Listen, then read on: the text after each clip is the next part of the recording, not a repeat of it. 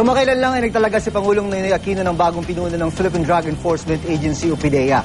Pinalitan sa pwesto ni retired PNP Deputy Director General Arturo Cacdac Jr. si PDEA Director General Jose Gutierrez Jr.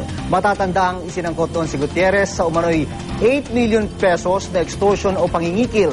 Itinanggi na ito ni Gutierrez. At ngayon, makakapanayam natin ang bagong hepe ng PDEA, si Yusek Arturo Cacdac Jr. Magandang umaga po, Yusek Cacdac. Magandang umaga, June. Magandang umaga, Pia. Unang-una po ay kayo po ba'y nasurpresa sa naging desisyon ng Pangulo na kayo italaga bilang bagong PDEA Chief? Opo.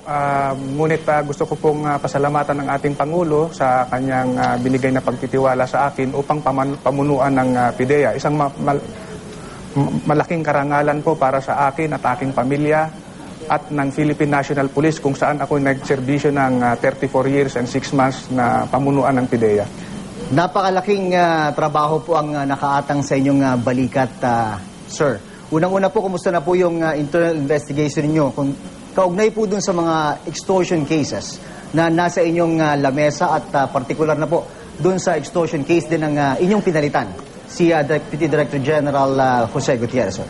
Ito po ay ongoing pa sa Internal Affairs Service ng PDEA mismo. At gusto ko lang ilinaw na si former Director General Gutierrez mismo ang nag-utos na magkandak ng investigation yung aming Internal Affairs Service.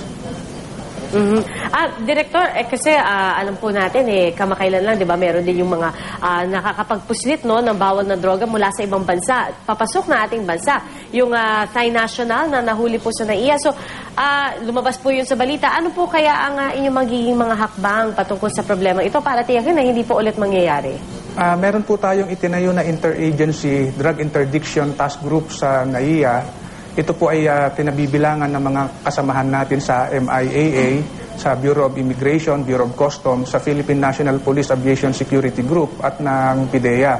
At nung Sabado nga po tayo naka-intercept ng isang Thailander kung saan naka-recover po tayo ng 3.3 kilos ng pinagbabawal na gamot, shabu. No?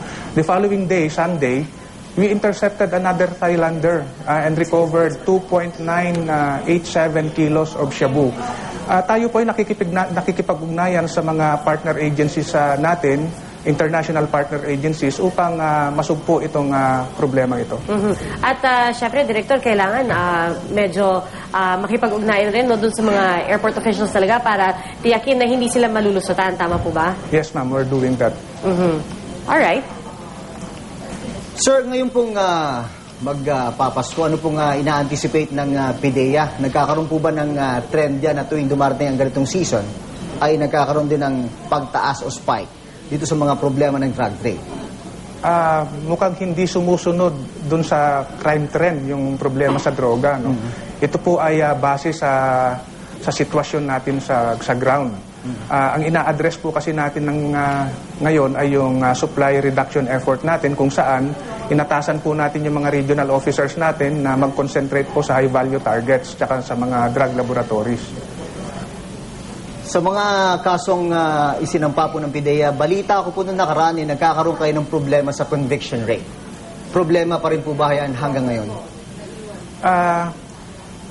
Siguro po, hindi naman po ayaw ko pong magsisi, no?